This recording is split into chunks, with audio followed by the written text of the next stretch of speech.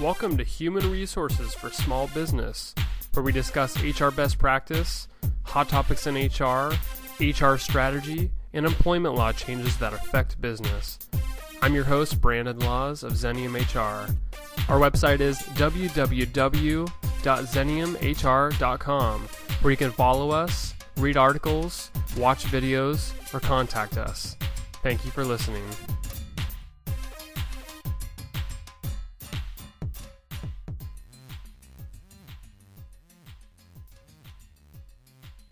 This begins part 2 of our conversation with Richard Coley on lean. Let's take a real world example. So if you're in a business and let's say there's a process that needs to obviously be fixed. The leadership comes out with a new process, and then over time, employees start to see ways they can improve it. How do employees communicate with leaders and make those tweaks to improve? Well, I think there needs to be some form of development.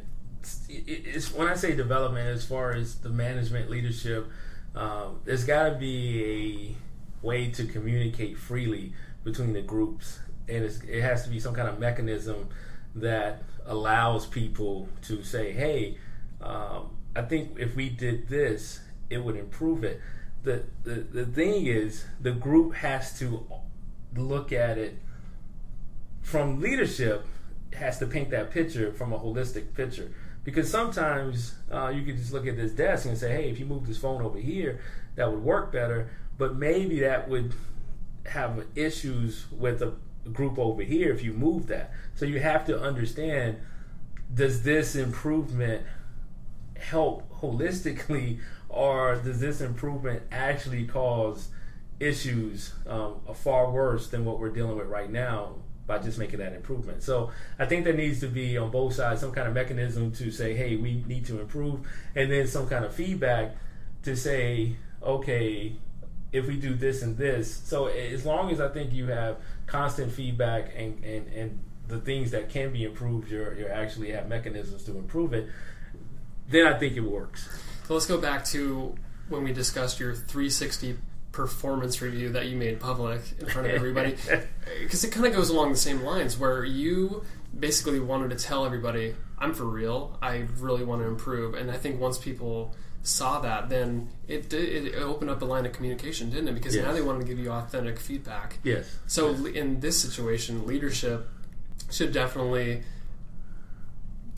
reach out to the employees to say, these are the changes we're looking to make. We're open to your feedback, and then really gain their trust that way. Is that how you would? Well, yeah, I think in leadership, you have to let go of your ego and understand that the essence of leadership is really service. Like if you're in a leadership role, you are there to serve, and when I say serve, you're there to offer the resources to move some of the roadblocks out of the way, to listen and take action. And so if you are able to say, I used my 360 review to do it, I posted it for all to see so that everybody will understand when I'm asking you for feedback, I'm not trying to use it against you. I'm not upset over the scores I received. These are what you feel my results are. I take that seriously and I want to improve it, but I have to make you understand that I'm serious about improving, and that's my only focus, is to improve. I don't really care what the score says. I just want to improve it. So I'm not upset that you thought I ranked low on this, or I'm not upset if I think that you. And so I think if you could communicate that, but you have to use some kind of mechanism. And mine was, I'm just going to post it so everybody can see. And people were like, well, I guess he's really serious if he's willing to put his 360 review and post it for all to see. All the results, all the good, bad, and ugly. There you have it. And imagine at first you probably had some looks like, is this guy for real? No way. Yeah, I did, but it was my way of saying, guys, I put myself out there. I understand that I need to understand, because the thing is, from the leadership position, you really feel like, hey, I am communicating effectively. And so you need to understand, if I got ranked low on that, what is it that I'm not doing? What is it that you would like to hear from me that I'm not saying?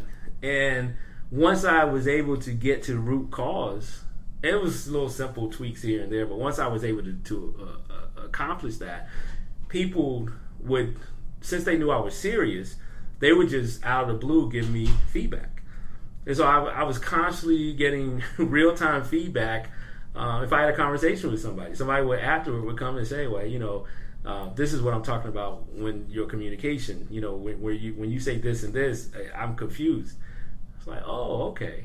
Now, I'm curious, after you implemented this, I wonder if other leaders within the organization and even employees, if they're like, that was a great model for opening up communication. So did anybody replicate that? Well, yeah. I mean, a lot of my staff members started replicating it. A lot of my staff members, that's what made us so cohesive, because I was being so open and candid that everybody said, well, we all started, doing that and having, I created an environment where you can receive feedback without, since I wasn't getting upset with it, everybody understood that this is an environment that we want to live in.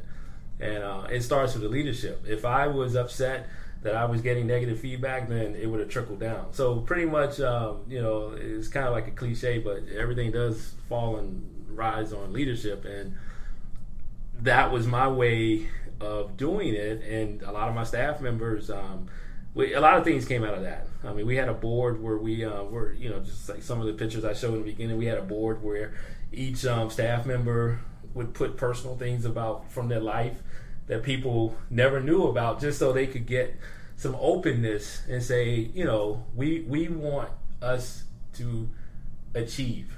We're only going to achieve together. We're not going to achieve by everybody, fighting each other. So what do we need to do to make this flow? And this reminds me of a book I read several years ago, The Speed of Trust by Stephen M.R. Covey, where, and this just story reminds me of it, where you're building those relationships, you're building that cohesiveness, which it sounds like you did, and then between the open lines of communication, you're able to do things so much faster. And we're talking about lean here, and those two things go together. Yep. In my opinion, you're able to do things a lot faster, please your customers, do things efficiently. Everybody's more productive because of it. Well, you nailed it when you said relationship. That is the essence of everything. What happened by me revealing my 360 and getting honest feedback and working on the improvements, it built such a strong relationship with my staff, my team, my organization, that when I would pull everybody together and I would say, look, we have a problem, nobody was upset, no group was upset, everybody, yes, I mean, we have a problem, we need to fix it. And so what happened, you eliminated all of the mistrust and all of the, is this person political? Is this person, trying to stab me? Is this person just not listening? You eliminate all that, and that's why you're able to accomplish. That's why we were able to accomplish so much so fast, because we eliminated the elephants in the rooms. And when we had a problem, we sat down, we worked on it, and we went to action. Whereas other teams would fight about it for 6 months. 6 months down the road, we were already. How much time is wasted because of that? It's insane. So you're right. The relationship piece is the essence of everything, and what makes lean work is when you build that relationship, you're able to go faster because you have eliminated the waste of those elephants in the room that people don't want to talk about, and they know they're there. And that's what blocks things. So in lean, you often hear that in the manufacturing environment, but this also applies to, and we're talking about people here, so it applies also to non-manufacturing. Can you give some examples as to what type of organizations, perhaps you can dive into some case studies. You mentioned a nonprofit. Maybe you just talk about that real quick. Yeah, I mean, the thing with lean, it's pretty much can be applied anywhere with any organization. if an organization, has people, processes, performance, and customers, you could use lean. I use the example of a nonprofit where we helped a nonprofit focus on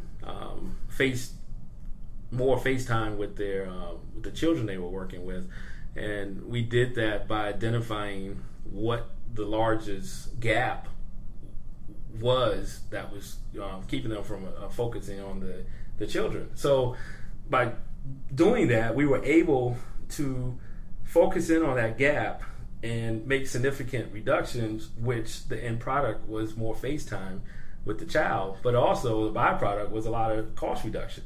Now, people might say, nonprofits, that's not a manufacturer, it has nothing to do with manufacturing. It didn't. They were dealing with children from the age of kindergarten through 12th grade, and that's what they focused on. And so, yeah, it's no manufacturing, but we still use the lean tools and accomplish something. I mean, we use another example of the individual PC, the filing system, just how much waste goes through on the course of a day of people searching for files, and some of the things you could do on a PC. I related to that example, by the way. It's amazing. So, I tell people, you could be a social media company, and you could use lean on how to be more effective in serving your clients with the social media. What is working? What's not working? I mean, you could use the lean tools applied to anything, because a lot of times people say, "Oh, we're not manufacturing, so lean can't help us." You still have internal processes. You still have business processes. You still have, objectives for the company you're trying to achieve. You still have clients. You still have customers. You still have these things, and there's lean can be applied in all of those atmospheres. So you got to look at it from a holistic picture. That lean does not really focus so much on the product. I mean, which you could definitely improve your product using lean, but it definitely focuses on the processes, and which also help you improve your product. But we don't go in, and if you're HR and we're saying, well, we're going to tell you how to do HR better. We're just saying we're going to help you enhance what you're doing so you can be more effective with your customers, with your clients.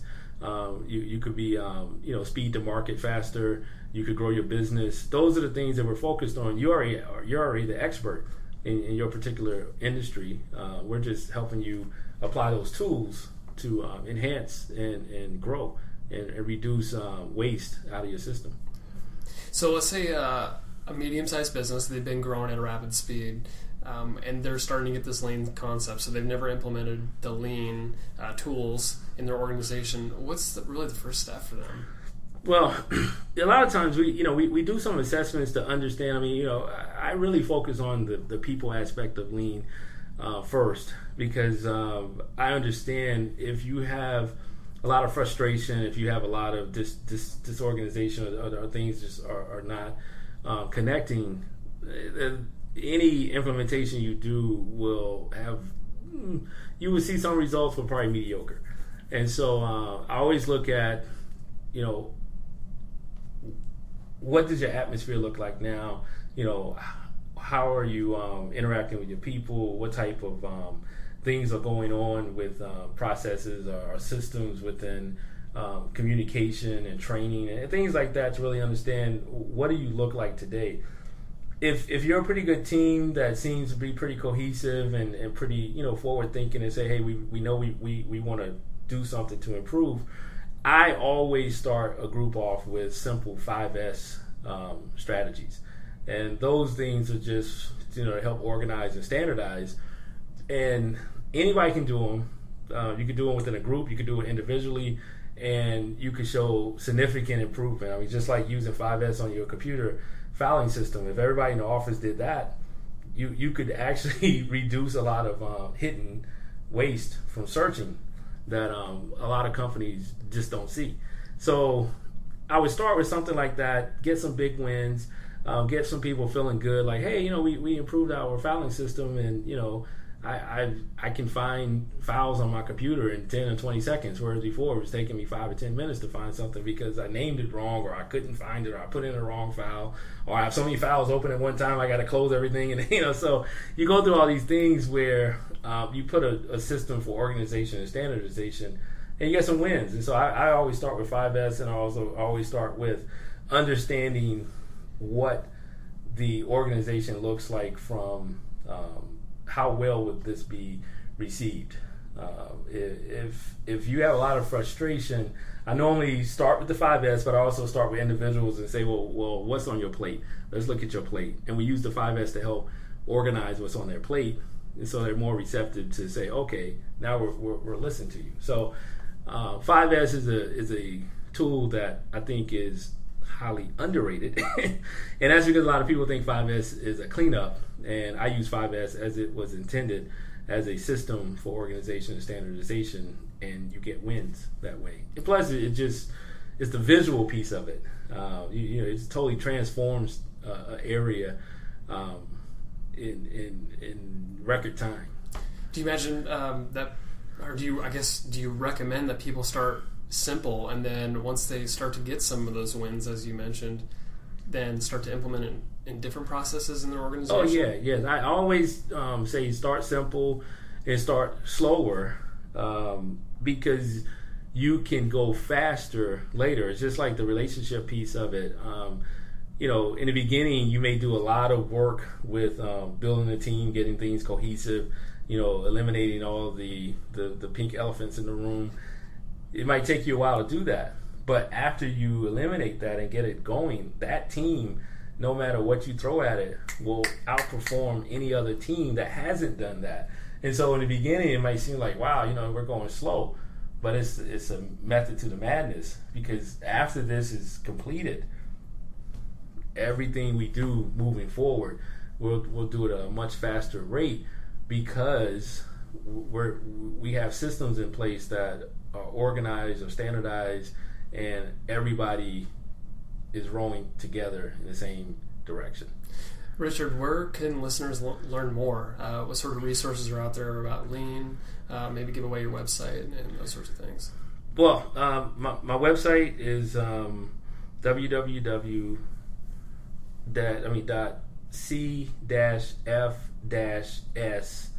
consulting.com. We'll put a link up to it. There, you can just Google Lean management systems. You could Google Lean Six Sigma. You could Google 5S. You could Google. There's tons of articles. I do have a blog out there. I have a discussion page on LinkedIn. But there are so many just sites out there that you can go in and dig. There's white papers that you can learn about. There are all type of articles and presentations that are out there. The thing is, it's so much out there. That's why I try to create like some kind of a format to follow, and I use the 5S as my foundation. Some people use other things, but I've learned that the 5S will give you a lot of momentum, and it would also give you some wins. When anytime somebody's starting something new, people are a little hesitant, people are a little nervous. But if they do something and they see the improvement and it's significant, but it wasn't a lot of changing, or it didn't take a lot of resources to accomplish it.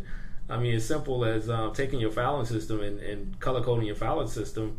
That doesn't take a lot, and anybody can do that. But it has a very powerful impact on your flow. And so when people see that, you get them excited. And so the whole thing is getting people excited about improving, and not in a way where, it's going to take us 6 months to sit down and look at every data point.